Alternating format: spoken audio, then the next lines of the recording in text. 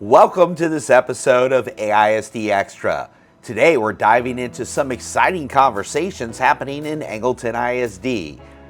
First, we sit down with Christi McCracken, the Angleton ISD Director of Community Relations, to discuss how the district is building connections and fostering a sense of community. Then we explore the JROTC program with Senior Army JROTC Instructor Tiffiney Small, who shares the leadership and teamwork skills students are developing. Finally, Superintendent Phil Edwards joins us to talk about attendance zones and much more. We have a packed show for you. Now here's our host, Hannah Chalmers. All right, welcome back to this episode of AISD Extra. We're always excited to bring you a new podcast because it's a chance for our community to get to know a little bit more about the behind the scenes of Angleton ISD. And I can't think of a better person to have on that because I don't know if a lot of people know we have a community relations director, and I have sitting with me Christi McCracken, our community relations director for the district. And I really am excited to get to talk to you, Christi, because I think you're going to share all these wonderful things that people don't really know about the district and how they can be a part of it and help. And I just want to start off though, Christi, introduce yourself to the people. Tell them who you are. I've known Christi McCracken for 1,000 years, so I don't need to know that much more. I'm just kidding, but tell the people who you are, Christi. Well, good afternoon, everyone. So my name is Christi McCracken. I am a Wildcat through and through. I've been born and raised here. My family moved here in the late 40s from Bryan College Station area and lived on Wilkins Street and started our families there. Mm-hmm. And here I am, graduated from the class of 1991 here at the... I love that you put it out there. Yeah, absolutely. Yeah, at the old Angleton High School, which is our current Angleton Junior High. Yeah. And so married to my husband for 15 years. We have 2 sons, and You're invested in the Missouri County Fair. You've got a lot of county ties. All over the place with Select Baseball, with Missouri County Fair, where our whole family loves to volunteer.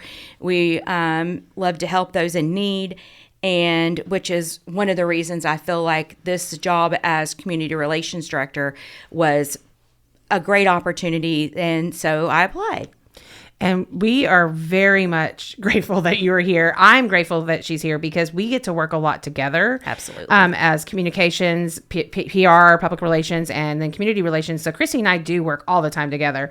And so I get to see all the exciting things that you're doing and all the things that you're bringing to the district, like I said, and helping our kids and our staff. So digging into that a little bit more, I think people would be really interested in understanding what it is that you do as a community relations director for Angleton ISD. What does community relations in a school district mean or look like? Right. So community relations here, especially for Angleton Independent School District, is what we want to do is we want to promote and represent the district out in the community. Right. And as lots of people here in Angleton know, everyone in this town bleeds purple. Absolutely. Some have been here, like my family, for generations after generations.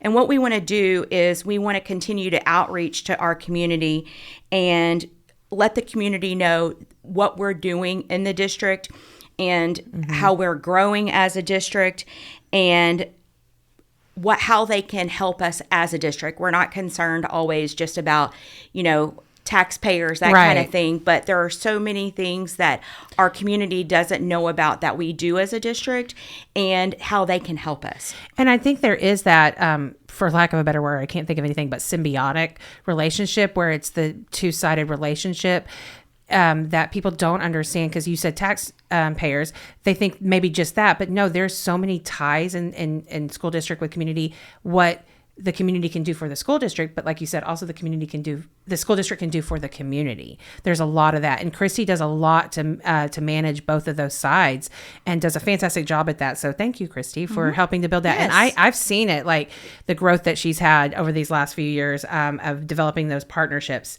And really kind of digging in more to those partnerships between community and school districts. Can you tell us why those partnerships are important, or how do those partnerships really benefit each group, like the school district and then community/business, whatever you want to look at it like? Sure. So the collaboration with internal and external stakeholders is very important for a community, and in vice versa for our district. So with some of those activities that we do, how we let our community know about what we do for a bond, how they can volunteer, how they can help with a school supply drive, how they can help us with staff engagement and staff relationships. I think those are some of the outreach programs that are important in any community, and luckily something that I get to play a part in for Angleton Independent School District, because also parent engagement is part of that, because lots of parents, they work these days and they don't know that there are volunteer opportunities, mentoring opportunities that they can participate in even after work or even before. Or during. During the day sometimes on their lunch. Work forces will actually partner and want their people to come into the schools and do that partnership. Yes, absolutely. And there are just so many programs from elementary all the way up to the high school that we do need volunteers for. We have Shutterbugs, I believe, at Rancho. Which is a little photography group at Rancho. In Yes. fact, I think they've asked me to come out there and Yes, talk to them. So absolutely. I'm planning to go out there, but we'd love community to come out as well. Right. And we have opportunities to work in our market at the junior high. And we have several other Explain what the upcoming market things. is, because I don't think that's a great resource that we have, and I think people need to know a little bit more about it. Sure, yes. And that I was just flabbergasted when I got here that I didn't realize how many people in the community didn't know about this. So we have a food market at our Angleton Junior High. Partnered with the Houston Food Bank. Yes, right? that partners with the Houston Food Bank, and twice a month, all year. I'm not sure about summer months, but we have a full food bank, just like you do at Brazosport Cares in Freeport. And now they have one in Sweeney as well. Right. And that market is ran by some of our staff members and our students. I know, it's so student driven.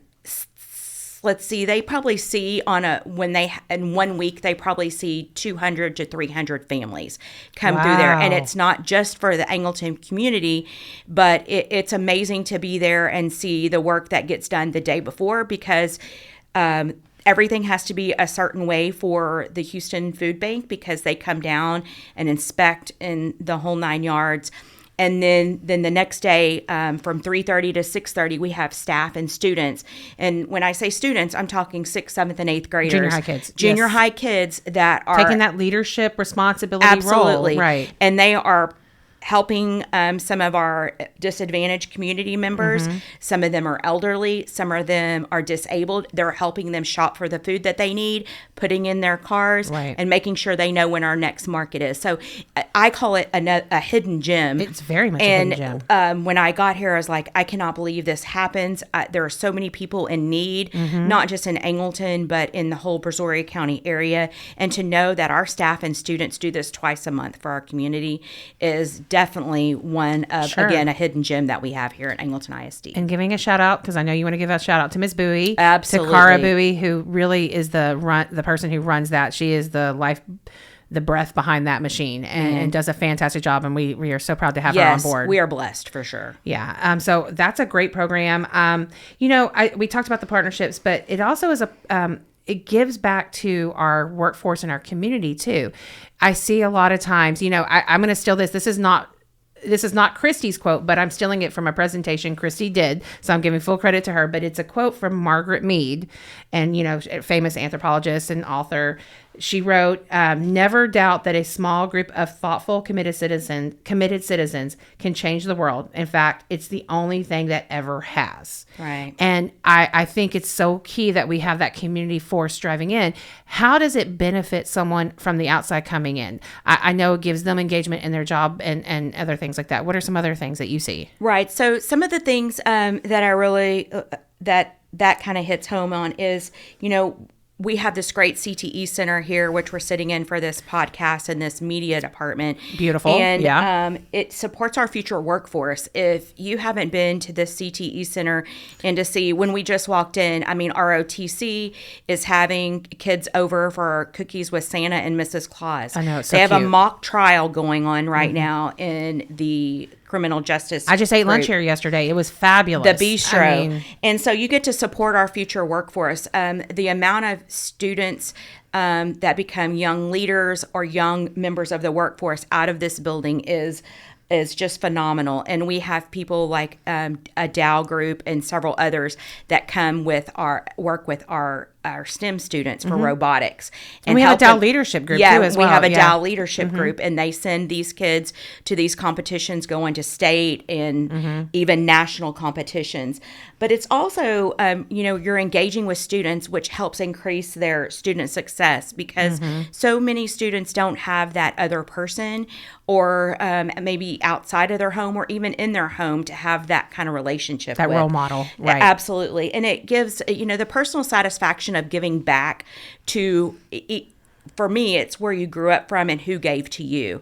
There are so many staff members here that are even still here, just like Mr. Gardner, our CTE director. That's Roy Gardner, for all those who Yes. don't know the man. Absolutely. The legend. He was one of my history teachers, U.S. history, and he was one of my assistant principals. And to continue to see what he does to give back to this community, that's what makes me want to do even more, is Right. because if you get to have this, you get to help create this learning experience and collaborate with these future leaders here in our district, then once you get a taste of it, you just got to keep on going. Yeah, and I think, your title says it. It's community. Absolutely. So when you invest in the youth, the children, the students in your community, you really are investing in future, right? Absolutely. And You got to. I think people, as workers, as businesses, as community members, we're really just tying into more community buy-in and love for your community when you build it stronger from the ground up. And that's Right. what I think we're able to do, and you're able to do a lot. Well, and the other part of that too is that I'd like to say is, it's the morale. We're not just increasing morale with our students, but with our staff, because they're They see here, people care. that they see that people care. They see that the local business owner cares. They see their students at these local businesses in the community. So I think it's important that we always link those two together, or those three, so that they continue working for Right. each other. And I mean, that's our job, is we want to create successful, Productive productive citizens. citizens of, the Angleton community. And Absolutely. that's what it's all about, in my opinion. You've already mentioned a ton of different things and programs. The market, obviously, one huge one. But I know you also are building up our REACH program, and that's a mentoring program. I'm a part of it. I've had a mentee for about 3 years now. In fact, I need to go visit with her, trying to go today. Can you maybe speak to that a little bit, or some Sure. other programs? Sure. So what we're trying to develop here in Angleton ISD is Wildcats Reach, which is intended to help prepare and guide our students by building strong community relationships, like we're discussing, that give them another positive and avid supporter, kind of like in their pocket, to help them with their educational journey. And lots of people go, well, what does RISE mean? What does that mean? RISE, So what does REACH mean? I'm sorry. I know. I've heard RISE. Yeah. But we've talked It's about RISE REACH. before, too. It's so we may have to RISE, step up it. educate, advise, care, and hope.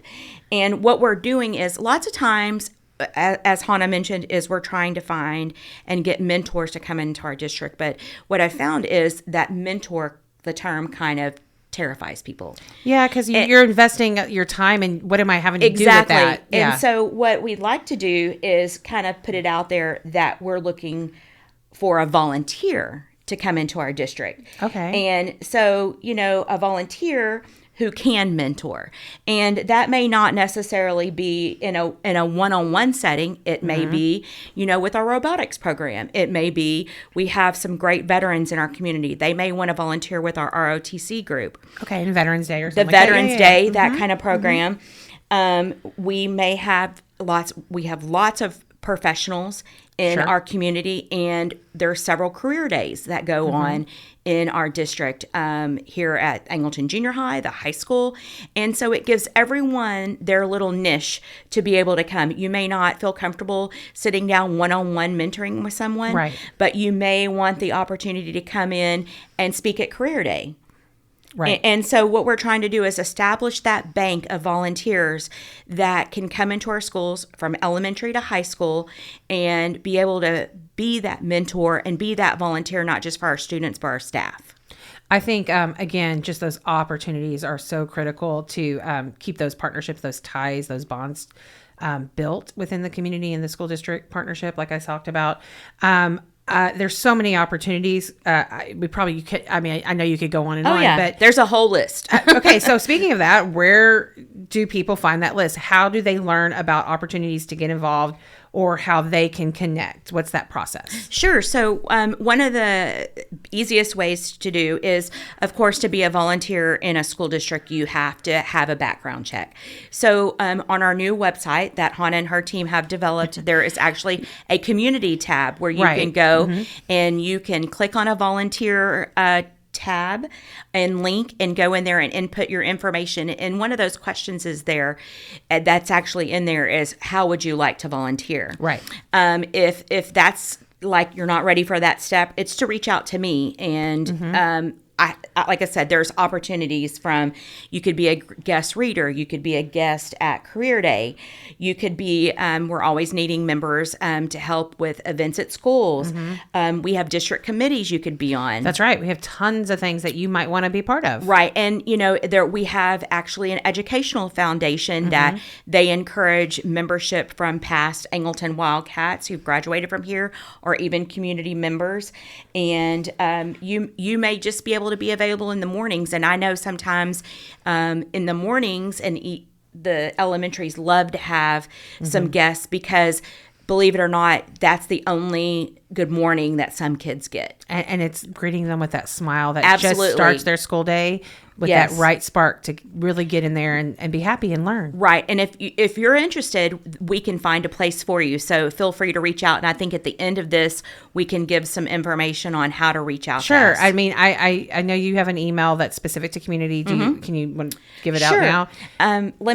I believe it's AISD Community. community at angletonISD.net. Yes. That was great. Sorry, I put her on the spot. She's like, oh, let me think of all the 3,000 email Yeah. addresses that I actually have, because I know exactly what she is, because we have one too for the communications department, and it's the same thing. I'm like, what is that? Right. Listen, I'm gonna switch gears. You've given people the opportunity to learn about the programs, but I want to talk a little bit more, digging into your perspective on things, because you come with 25 years, and people don't know that, 25 years of experience having worked in the industries.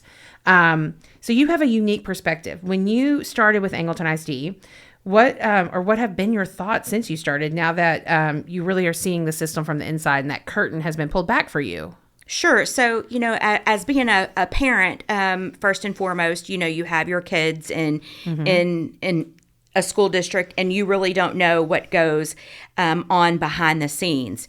And so one of the neatest things for me still every day is I get to learn something new every day, whether it's about what's going on in the legislature, what the needs are of our students, what the needs are of our staff, changes in even just district policies. Right. And so there is a little bit of everything to learn every day. But I was in industry, in the chemical industry for 25 years. And what I got to see on the other side is what our employees came in and what they needed and what they brought to our industry. But on the flip side of that is, with an aging industry, what we needed from an independent school district, what we needed from a Brazosport college, that kind of thing, because our So important, yeah. It's so important for all three of those things, to industry, and actually any industry. It doesn't have to be chemical. It could be the banking industry. It could be obviously Commerce, anything, a school district. So you've got to be able to have that. You have to have that relationship, because, as we mentioned earlier, is we're growing productive members of society here in the schools.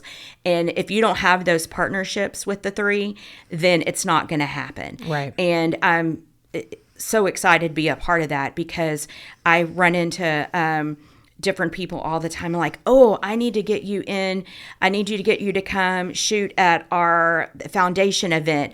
Or, hey, I think you need to come to career day because I think there's some good students. Fascinating thing that they can exactly. learn about you. Oh, hey, I think our friends at La Casana, I'm like, you've got to get to, our small businesses, small restaurants, Phillips Cafe. You've got to get into that bistro and eat. And hey, if you need employees, we've got some great ones send for them your you. way. Yeah. Absolutely. So it's just important, and I see it, the bigger picture now that I'm in education, is it's our responsibility to educate and prepare these students academically and socially by these relationships that we are establishing through our community. You mentioned so many great programs and ideas and things and what you do. You've been with the district now about 3 years, and you've really started to grow things. I can see that. I'm telling you, I can see it, because before Christi came along, sometimes I had to do some of this and I wasn't touching on any of this like she is. She's doing a phenomenal job.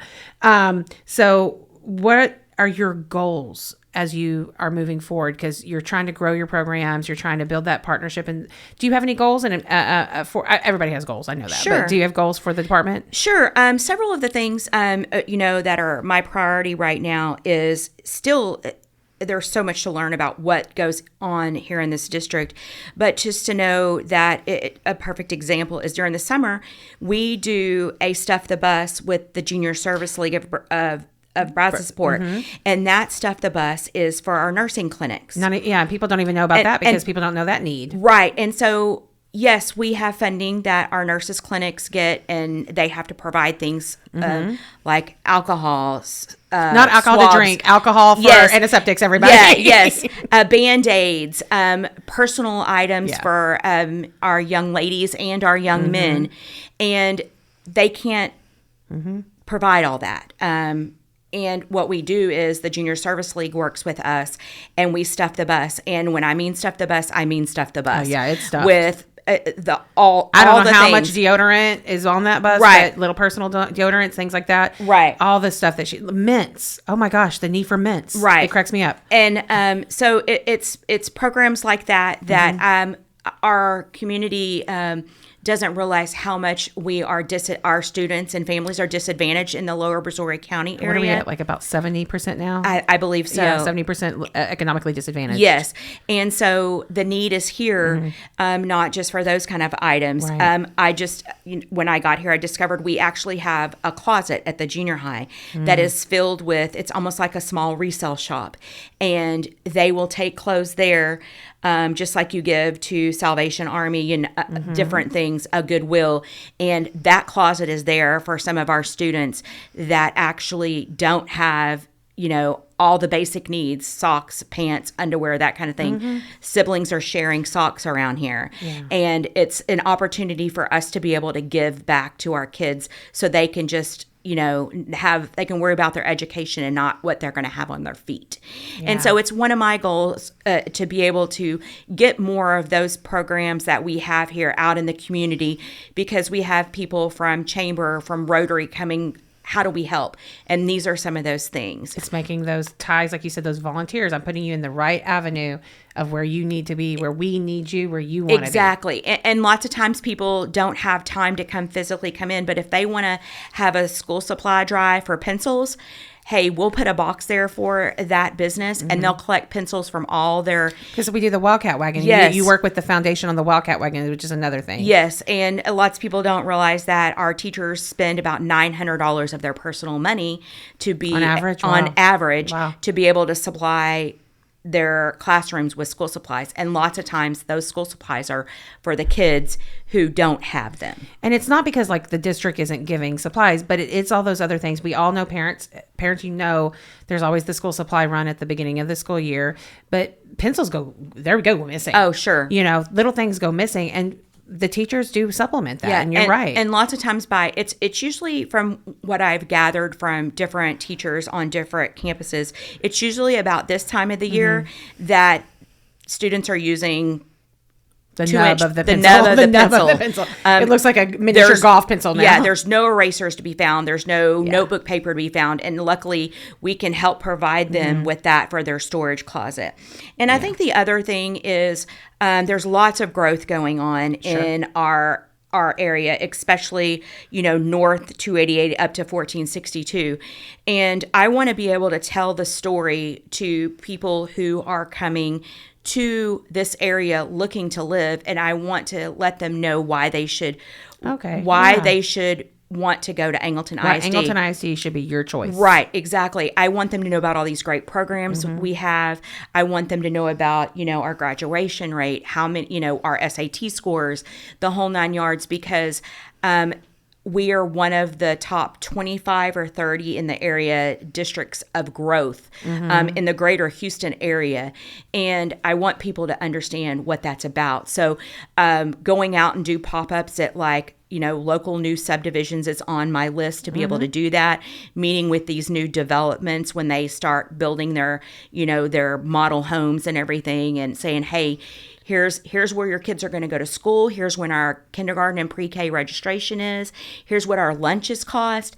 Just to kind of give them that information so that they know, okay, this is pretty neat. This is what the community I want to live in. Well, it goes back to it's all tied together. Everything we do. Yes. The growth is here. We know that. We're seeing it. It's evident. And we as a district are trying to get ahead of it, which is why you're a critical part of that.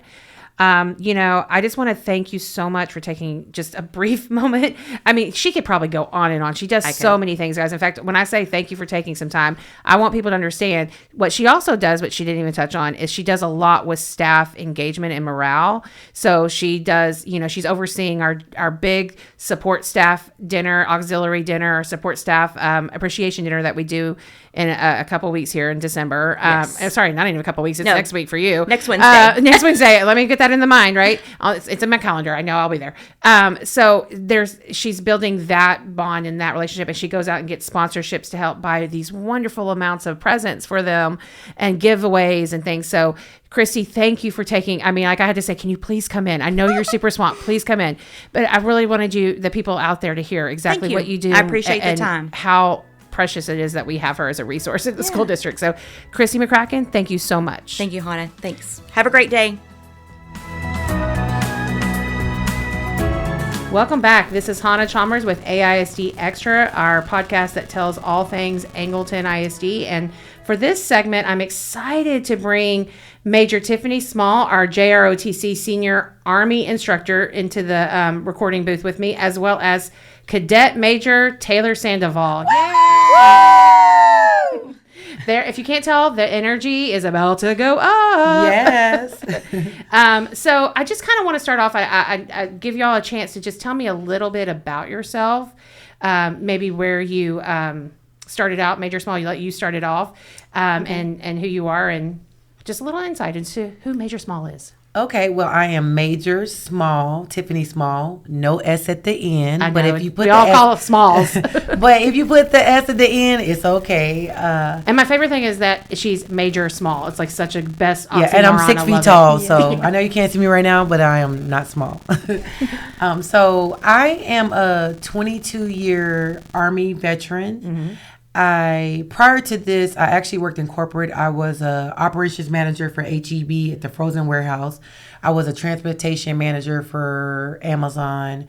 I worked in manufacturing, so I have a very wide career experience. But I was originally born in Chicago, Illinois, so a lot of people don't know that I'm not from Texas, but You are Texas. I am a Texan. You are Texas. So my mom joined the military, and I went to high school at Robert G. Cole High School on Fort Sam, Houston, Texas. So I am a Texan, and I'm married with 7 wonderful kids. She said 7, folks. 7. Yes, 7. 7 ages 2 to 14. And I never heard of Angleton. I thought it was outside of Dallas, but I'm telling Not you. Arlington. Angleton. Yes. I will tell you, and this is from my heart, it is the best thing that's happened for me and my family. I bleed purple. I love the Wildcats. She really does. Now, Taylor, I know you don't have a career history going on, years of it. tell me a little bit about you. What grade are you in? Let's start there. I'm a senior at Angleton High School. Obviously, that's what the podcast is for. I started out in ROTC my freshman year. I seen it at freshman orientation. I was like, I want to do that. I want to see what it's about. And then ever since then, I fell in love with it. Made a family out of it. Aw. Are you thinking going military after? Absolutely. Okay. All right. Well, see, there you go. It just already picked up and did what it was supposed That's to do. Cadet Tater Tot. Oh, yeah. You call her Cadet Tater Tot? Well, her mom called her that in something we were doing. Her mom called her military Tater ball. Tot one time, and I said that's Cadet Tater Tot. So Tater Tot. Oh, that is out there for the public now, ma'am. Thanks, Major. That is out there. Well, I appreciate you giving us a little glimpse into y'all's lives, but Major Small, I want to ask you this question first. How long has JROTC been at AHS? So this is our 5th year. Fun fact that JROTC actually started during COVID in school year 21-22. And it was, this is a story I was told. I was told Because you weren't here that first year. I weren't here the first year. I was told that a board member went up to Mr. Edwards and wanted this program. Mr. Edwards was very supportive. Mr. Smelly was very supportive. I think they even kind of surveyed the kids and see if there would be interest.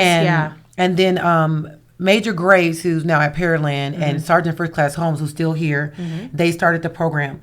And they started that year with about 60-something cadets during COVID when we weren't in class. And that's phenomenal to start a program with all that adversity you said 66. going. With about 66 kids that first year. Yeah. And so this is our 5th year. Last year we had our first Let 4 cadets, meaning cadets who have been in the program 4 years. And our program from the first year in COVID has grown from 66 cadets to 120 cadets. You have basically doubled. Yes, doubled. Wow. So we've seen astronomical growth with not just the number of kids, but what we do in the program. Right. And I'm gonna touch on that in a little bit, but Taylor, have you seen that growth since you have been in it for 4 years? Yes, it's gone from bottom all the way up to the top, and it goes back down, and the major brings it right back up, and then you got a sergeant that brings it higher, and they just keep feeding off of each other, and it gets higher and higher and higher. Yeah. So, so many good things happening, and I just want to let's just jump into that really quickly. What is it like to be in JROTC? And both of you can answer this, but Taylor, I kind of want to hear from you a little bit on this. What is it that students do in JROTC? I mean, we do a lot of DNC, which is drill and ceremony, a lot of leadership learning. So it's a student-led class. So it's us students teaching other students how to prepare for the future and how to become better citizens. Just like ranks in the military, you have that happening in the JROTC as well, right? Yes. Major Small, can you add to any of that about really what it is like to be in JROTC? What does that day look like? Well, a day, I will start just kind of what our mission is. So, of course, our mission is to make young people to be better citizens. A lot of people think that we're a recruiting tool for the military, and that is not our full goal. Our goal is to give them the life skills to help them be successful in anything that they do. Now, of course, if they want to go to the military, and we do encourage that as an option for some kids. It's a great option. But we also encourage all the options, and we're here nested with CTE, so we support them in whatever they want to do. But the most thing is a safe place. So it's a safe place for them to step outside their comfort zone, to build their communication skills, to be able to learn how to advocate for themselves. So one thing we do, and we start this every day, is our cadet creed. So when the new cadets come, everybody has to earn their uniform, they have to know the creed and some basic drill and ceremony. So when they first start, they're uncomfortable, they're shy. We partner with them with a Let 2, 3, or 4 cadet that helps them. They're able to use the paper. But within a couple of weeks, they know about heart and they're able to lead the creed. And that helps build their confidence. And when I say it's a safe place, it's a safe place. I make sure, and Sergeant Holmes makes sure, and our cadet leaders make sure that no one's going to laugh at them, no one's going to joke with them. We encourage them, and not just the teachers, the students encourage them. It is a family, and one thing that we say that if you feel like you don't fit anywhere else, you will fit in JROTC. So we do that. Wow. Yeah. We do peer groups, we do group work. And the kids can come up with ideas. If they have an idea with something that's along our objectives and our curriculum, they can bring it to me, I approve it, and then they can facilitate it. Do y'all do any kind of competition? Are y'all getting there, or do y'all do that? We have archery competitions and marksmanship, color guard, and drill. So far, all this year, we've really just done archery, because with a lot of the let ones, we're still trying to get everybody to get more proactive. So we're trying to get, we're trying to get a color guard going, and then a drill team going, which is basically like dancing in A formation. It's pretty cool. Military style moves, And so there's still even so many more opportunities to grow this program. Yes, and with competition, so we could do marksmanship. We do marksmanship. We probably next year we'll get into our drones and our robotics competition. We'll be introducing that. But I would tell you one reason why our school is very unique, why we don't do a lot of competitions, unlike other schools. Not that we don't, we just see what the kids want. But we do so much community service. That was one of my big things about you guys. And that is what the kids prefer. And we just go with what the kids prefer. We do some competitions. And like she said, mostly it's archery and marksmanship. Because that's what the kids are preferring right now. They love archery. So we can do whatever. But we just, every year we adapt to what is the interest of the kids. And we shift our gears to that. But one thing that never changes is their willingness and just love of serving the community. And let's build on that, because I do know what the JROTC does for the most part, because I've seen it, and not our listeners may not realize it. How I've seen y'all are helping at like Rancho, Isabella Elementary. Y'all are not just helping in the community, you're helping in our schools. What are the things that y'all do to help at our schools as well as in the community? We have a thing called Adopt a School, where sometimes we'll go to Southside and we'll go over to the kids and help the teachers out, help the kids with their work, help them, like whatever the teachers are struggling with, we'll go and help them. At Southside? Okay. Yeah. Cool. And so last year we tweaked our Adopt a School program. So the first year we did it while I was on board. We did twice a month at Southside, 2 shifts at AM and PM. And we just do whatever the teachers needed. Sometimes it was one-on-one, sometimes it was group, sometimes we would read. And then the next year, because we really want to get into all the schools, but it's only me and Sergeant, and there's only so much we can do. So the next year, we started a robotics team with Rancho. So we had about 30 kids, and then we did a culminating event here, and they did a competition, and that was great. So this year, so last year we didn't go to Southside, but Southside loved us. So Miss Fagan and their first graders said, hey, can we do a field trip? So when you call us, if we can do it, we're going to make it happen. Right. So they came and they did a field trip. It was during Easter time. It was extravaganza. It was such a success. So every year we try to get better. This year we invited all first graders. So every first grader from all our schools will be visiting us this year at the high school. At the CT Center. At the CT Center. And then also Ms. Neal, because this robotics went well. That's Ms. Angela Neal, our advanced academics She came out to me, and Northside, a parent had an interest in some STEM for the school with STEAM. And so we're doing a pilot program, a 6-week robotics for about 15 kids at Northside in February. So it's just... I mean, really, it's like, I don't know when you're not helping. I don't know how many times Major Small is like, hey, what do you need help with? Because one of your components, I know, as she said, they're trying to drive kids' interest no matter what it is in your program. You have the public relations side of things that you foster with your students and your cadets, and she's like, hey, can they help you? And I'm like, well, let me find a way. And we were trying. Yeah, we're trying. But also collaboration, because when you get into the real world, whether it's military or civilian, you have cross-functional teams, right? Absolutely. So with the first graders, last year we did it ourselves. This year, I reached out to Ms. Beacom, who does like more of the education services. And so this year she's partnered with us. We partner with so many. We partner with digital. We partner with cosmetology, culinary caters for our military ball. So I try to teach the kids like not just communication, confidence, but selfless service, but also working with others, supporting others. And that exposes them to figure out, what is it I am passionate about? What is it I enjoy, to help them make those decisions when they graduate high school? So you mentioned, one of the misconceptions is that people think that you're driving them into the military. And yes, you do have that component that they understand military, but are there other misconceptions about JROTC that people maybe just think that it's this way because they've seen a movie like, Major Payne. Yes, reference Major Payne.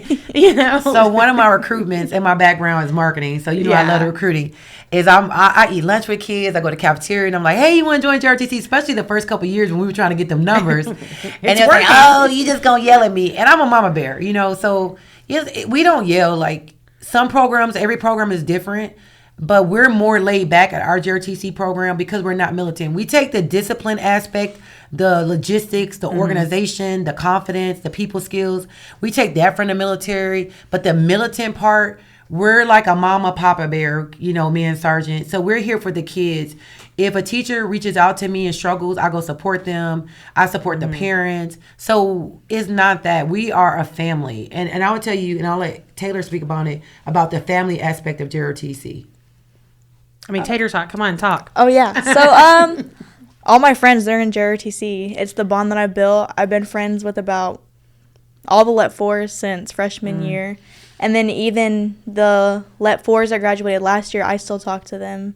And then the ones that they just, when they venture off, we still talk. It's just, it's family. Like, we have military balls. When you go to the military balls, you look at that, and then you go to prom, and it's two different things. You have prom where no one knows each other, and they're just kind of just staying at their own cliques, thing. their groups, yeah. Yeah, and then you have the military ball. We're all huddled up doing our own little thing. We're united as one.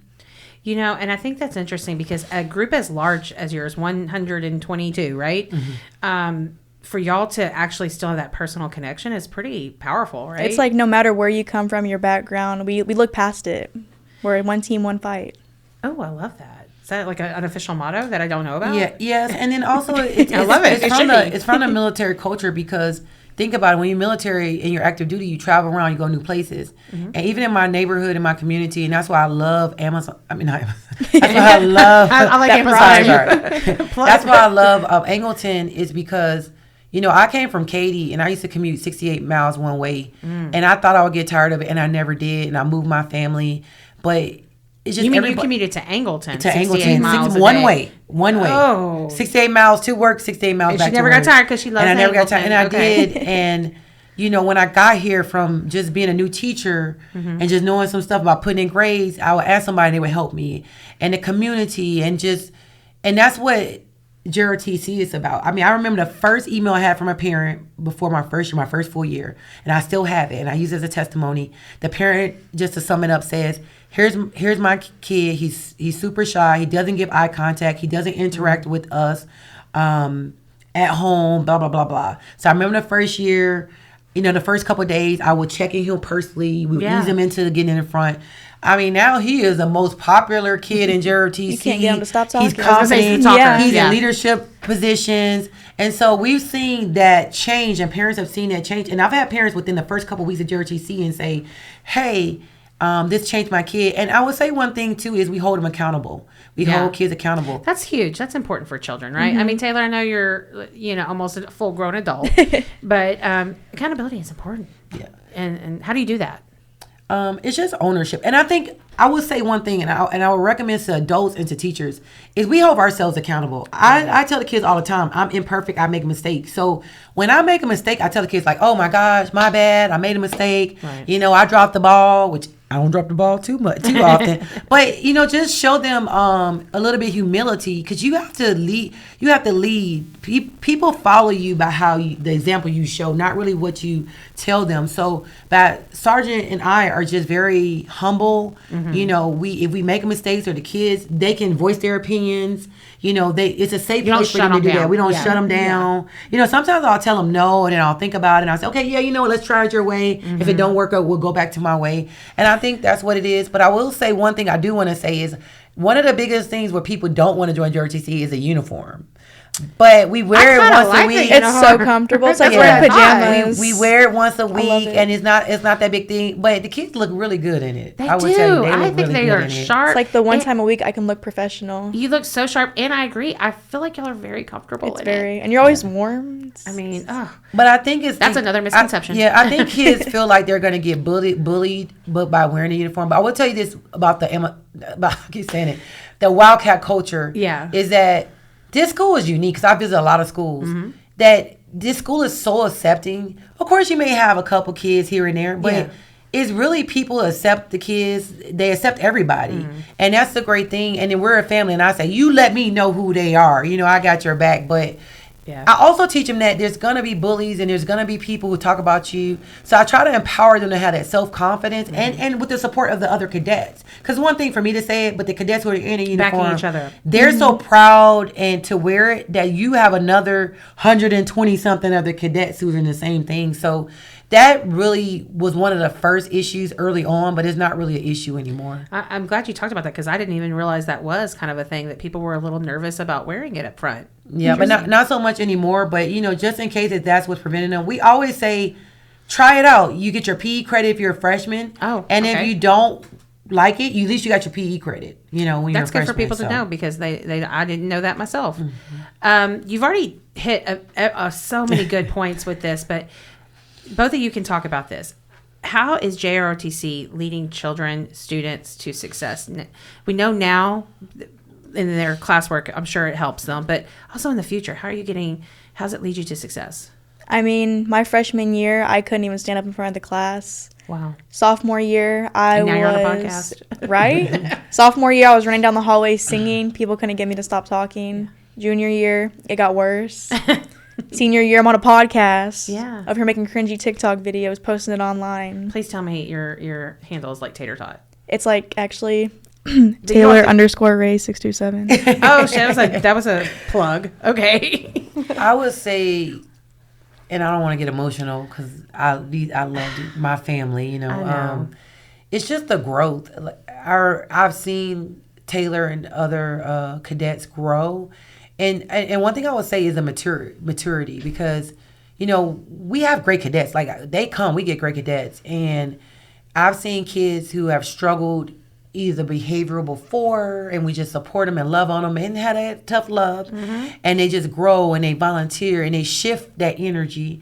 And I've seen Taylor when I have to be like, oh, you're a little bit too silly. Okay, because I always tell the cadets it's a time and a place. Like we have fun. Just to be fair, before this podcast, you did tell her like professional. Yes, we have fun. I mean, Sergeant is silly. I am silly, but I'm tough too. But we have fun. But we always say we handle our business and then we act the fool, right? We have school appropriate. Appropriate. What she said. But I've seen the growth, and I think what prepares them is the experiences we get them. Because last year was a year we really relinquished the reins and let the kids really start running the battalion. Okay. Because as you're growing a new program, you can't do that. And we've seen them growth. We go to camp over the summer. We take them to visit colleges. We've been to A&M. Okay. We're going to hopefully University of Houston. We expose them to so many different things. And sometimes that's like their first time to ever see a We have the college. recruiters come. We expose them to different aspects. Like the military has a gaming team. They have athletic. They have band. So we just expose them to real life experiences. So when they step into the real world, it's not their first experience talking to somebody, advocating for themselves or doing things. You're just setting them up for success no matter what avenue they go Yes. down. I think more people need to know about it.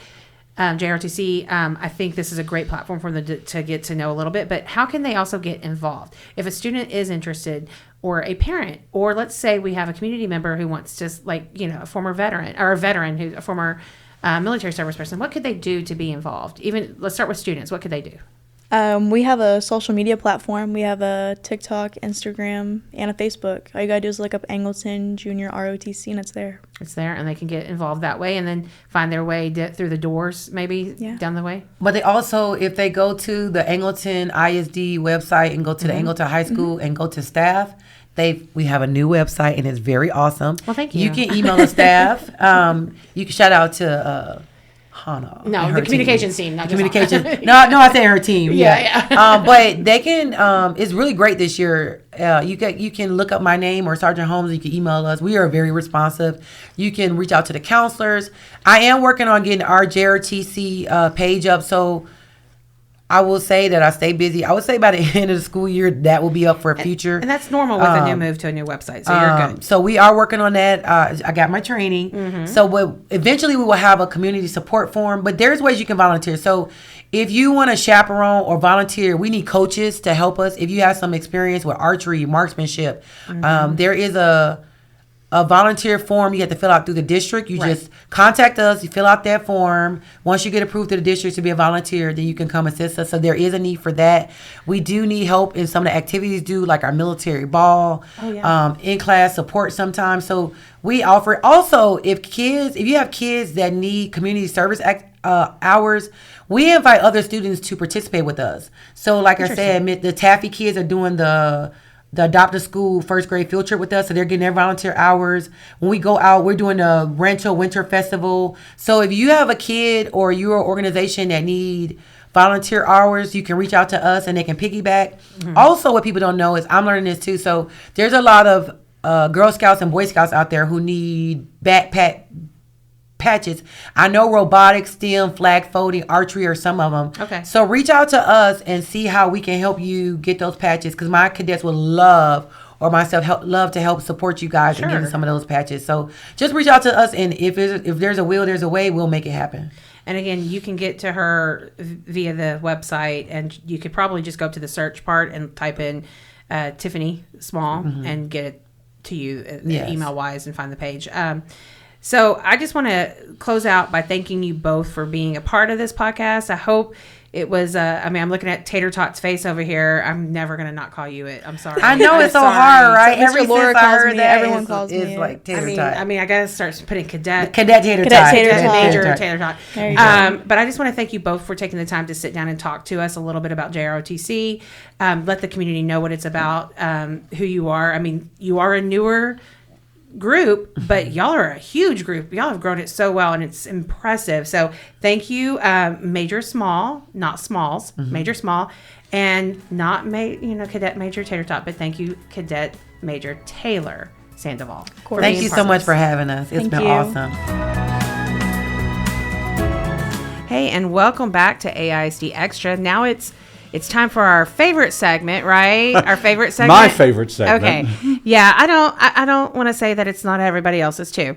It's our segment with Superintendent Phil Edwards. Hi, Mr. Edwards. Hello, Hannah. Thank you for having me back. I'm glad to be here. Glad to get to communicate the wonderful things that are going on in our school district. And we have so many wonderful things happening in our school district. Before we even start off, I want to say we're about to take off in the semifinals round. So this episode's probably coming out after the semifinals for football. But do you want to say something about that? Because I feel like we need to note that in some way. Yeah, I just want to say thank you to our community. It was fabulous going to our playoff games this year. And last week at NRG, I think we had close to 5,000 people there for an Angleton in purple. And I know our football players appreciate that. I know our football coaches appreciate that. And I can tell you as a superintendent, I appreciate it. It's so wonderful to work in a community that supports our kids in our school district so much. And that was on display last Saturday, and we're going to continue to support our Wildcats. And like I said, hopefully, this is before the semifinal round 5. So hopefully we have even better news on our next podcast. Hopefully so. It's been a great season no matter what happens. Absolutely. And we're very proud of our kids. We want our Wildcats to win, and so far that's been working. So we're very happy about that. And we've had a great year all around. We've had our band go to state for the first time, our marching band. So there's so many great things happening, but we also know there's so many changes and things happening as well. And so I kind of want to give you this opportunity to speak a little bit about the attendance zones for next school year, because I know that's a big change. I know that the process is going to look a little different. So can you kind of walk everybody through that? Yeah, absolutely. We've been working on our attendance zones for, it feels like about a year now. We've gone through several iterations of them. We've had community surveys go out. We've had a community group come in and give us feedback. All of that feedback that they've given us has been wonderful and has led to changes in our drafts of the attendance zone. But we feel like now we've gotten to the point where we're ready to finalize those. At next week's school board meeting, they will be presented to the board for them to approve. So the December board meeting, This December board meeting next Tuesday. I believe that's the 17th. And once that's done, we will go to Christmas break. When we return upon Christmas break, what will happen is every student who is in grades pre-K through 8 next year will get a letter stating this is where your new attendance zones tell you where you're going to school next year. Some of you may be staying at the same schools. Some of you may be going to be zoned to different schools. That's due to Heartland and Heritage opening next year. So you'll get that letter sometime in early January. Then what will happen next is you'll have a couple choices about what you can do. One, we can say, yes, we're going to accept this. If you think we've made a mistake, we'll have some information go out about, look, hey, I don't think this is right. Can you check? We would ask you to, I think there'll be a Google form that goes out that people can fill that out, and we'll go in and check those things. Or you can say, look, I don't want to do this. I want to be considered for a transfer, and that will be great. We will allow transfers next year. with a stricter deadline. Yeah, well, and like I said, there's a difference. Typically in Angleton, what we've done is transfers have to be done in the summertime before the next school year starts. This year, because of the changes and what that's going to look like, we're going to actually have them open in February and close about 4 weeks after that. Wow, So there'll be a very short timeline in which to apply for transfers. And it will take place again in February, not this summer. So people who want their kids to transfers or are already on transfers want to make sure they pay attention to that, because once we hit that deadline, no more transfers will be allowed. And two things I'm hearing from that are important. One, first of all, you got to remember, even if you're on a transfer now, you got to do it again for next year. Yes, it's you not do. just assumed that That's it's right. happening. The second part is, parents, we really need you to pay attention and look for that letter and really be looking at that letter, because this is going to guide you in that steps next year. Absolutely. And we're sending that letter out, I believe, by mail. We're sending it home with kids, and we're sending it, parents, if you have an email address at the school, we're sending it by that email address. If you don't have an email address at school, please call up and give them one if you have one. So we want to make sure everybody gets that letter. And once we send it out, we'll tell people, look, if you hadn't gotten it in about a week, call your school so they can get you that letter that will tell you where your child is zoned to go to school next year. We want to make sure everybody gets those letters no later than the end of January, so that if they, again, choose to try and transfer, Have that question. they'll have those questions. Yeah. We can get all that settled before we go.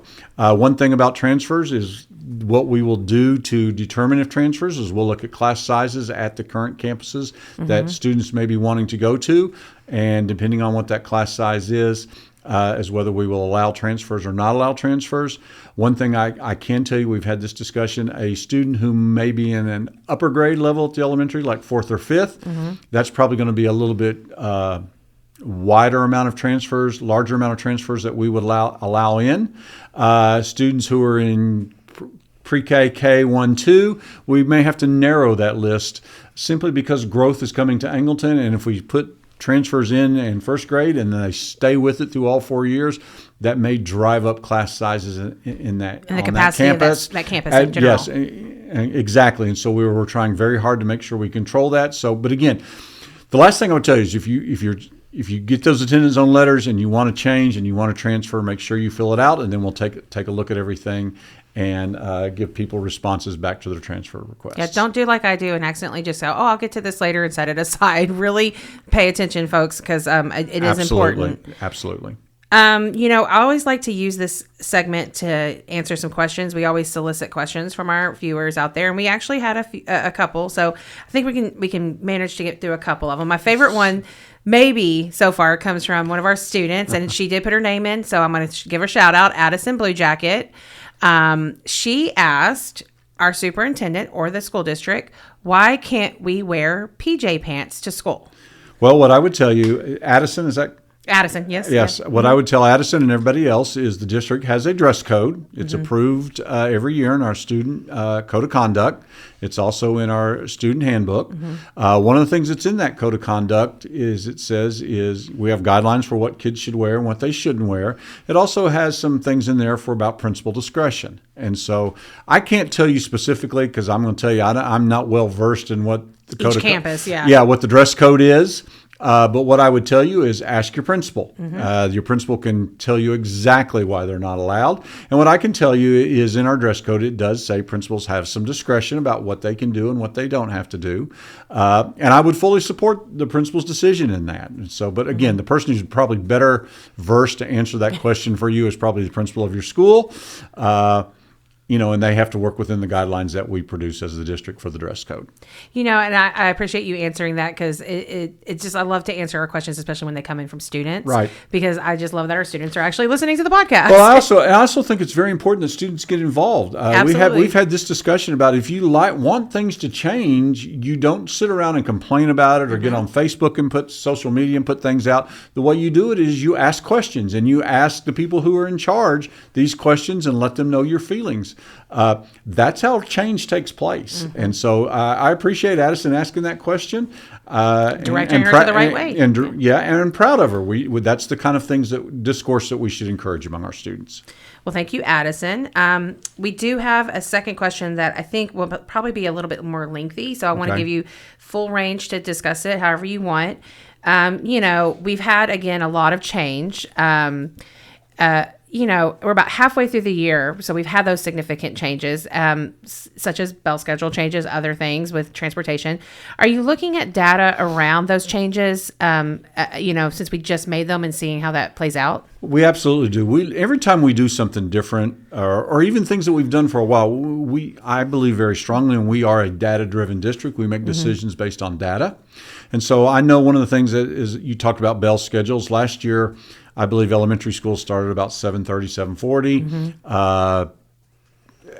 High schools, I believe, started a little after 8. We kind of flipped that this year, started the high schools earlier. That way we could split bus routes for reasons. And one of the big things that was driving that was when we do open the 2 new schools next year, not having that difference would create some problems for us. One, in terms of the number of bus routes we would run and how long kids may be on a bus. I know we went through the scenarios, if we kept things like they were, that you could have a pre-K student get on a bus at Central Elementary, then have to drive to West Side, then out to Heritage Junior High, and then back to Angleton High School, and then out to their homes.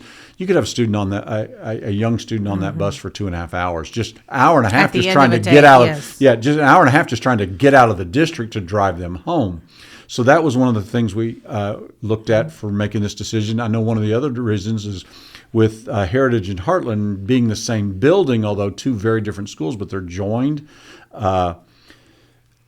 Not having a difference in dismissal time or arrival time would create a couple of issues for us. One was that traffic around that school would just be tremendous. If you're trying to get at 2,000 students when those schools are fully reach full enrollment, that would be a mess. And so having that hour difference allows junior high parents to get in, get out, elementary parents to get in, get out, and you won't have as much of an issue there.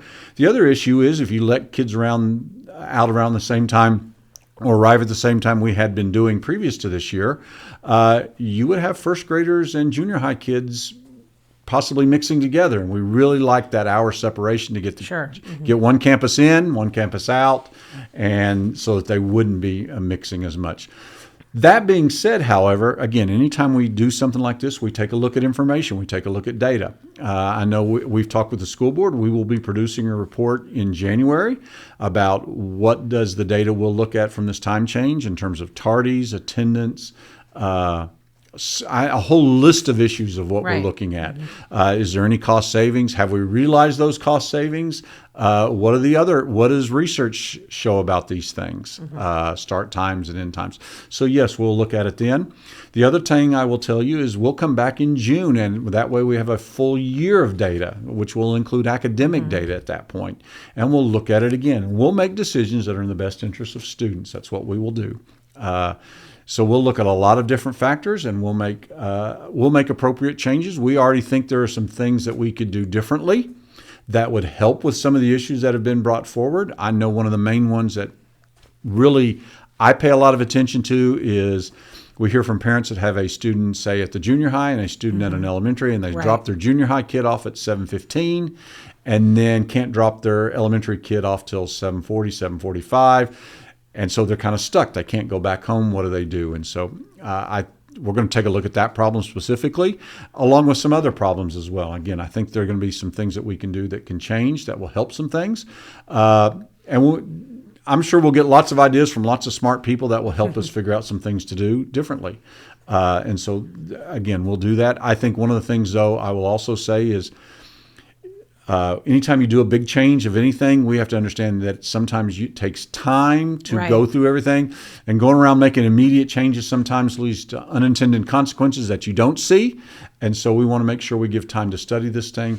Typically in education, we talk about things have to go on for 3 years, to really see that impact. I know next year, one of the things that will be different is it's going to be really hard to go back and change times because we're opening 2 new schools, and we really don't know what the impact of that is until that data comes in, and we go through that and we experience that. The last thing, Hannah, I want to mention about this is one of the things I know we had at the beginning of this year that caused us problems was bus routes. We didn't do a good enough job reacting to bus routes and bus changes.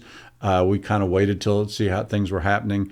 That will not happen this year. We will actually be doing runs before school lets out of what routes will look like next year. We'll do them again in June. We'll do them again in July. We'll do them again in August before school starts, so that when school starts, that chaos that ensues will not be heightened, because we want to make sure we've done our homework, we've seen what the problems are there, and try to answer them before we get to those issues. And so, again, we're very in tune with what everybody's saying. We want to make school as comfortable and as safe and meet the needs of our community as best we can. And so we consistently look at those things, and we'll make the necessary changes that we see that will help the situations. And I think the community appreciates that, and like the full depth of your explanation, because they have questions, and Right. I know that they appreciate that. They still may not agree, and we know that, and not everybody's going to agree. Change will not have full agreement. Right. Well, and we've had this conversation, whether it's attendance zones, whether it's school start times, whatever it is. We have to understand there's no way you're going to make everybody happy. Yeah. You do what we try to do is what's best for the majority of our students. And I'll say that again, for the majority of our students. We're here to serve our students. We're here to educate our students, and we want to make decisions that are best for them. I don't know of another way to end that, more perfect than that. That was great. I mean, we do. I know in my department, we work hard to make decisions for our students based off of their needs and their achievement. And I know across the board, all of our district departments do that as well. So, And I'll just say, go ahead. Hannah, one of the things we want to make sure we do is we want to make sure we don't make decisions that hurt students. Oh, And absolutely, so that's yeah. why when I tell you, I'm not one of these people who are going to say, okay, we've made the decision, that's it, we're never changing. We will continually look to make sure we do things that are best for our students. and I think people appreciate that. It's just, are you really just, I'm decision made, I'm not changing? No, that's not how we run things here. That's and right. that's not how you do things. So we appreciate that. I know the community appreciates that.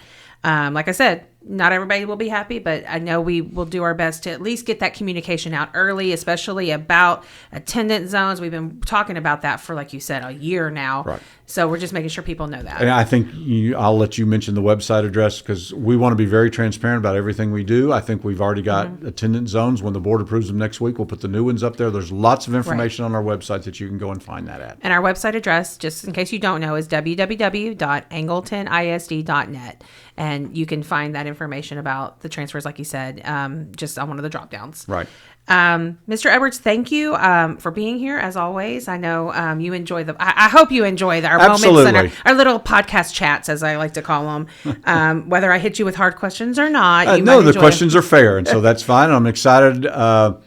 It's great that we get to see our community relations highlighted in our podcast. Yes. And I'm glad that ROTC gets to come in. We have Absolutely. wonderful student groups throughout our whole district, and so it's great that we get to highlight those kids as well. So again, thank you to Mr. Edwards and all those guests that he just mentioned. Christi McCracken, our community relations director, and then our JROTC guest, Major Smalls, and our cadet. And thank you to Alex Radow, our producer, and Thomas Garza, always our student, who's great as our sound engineer, and to Mr. Scott Fardosi, who produced the music for us. And I always want to end with, stay excellent, Wildcats. Go Wildcats!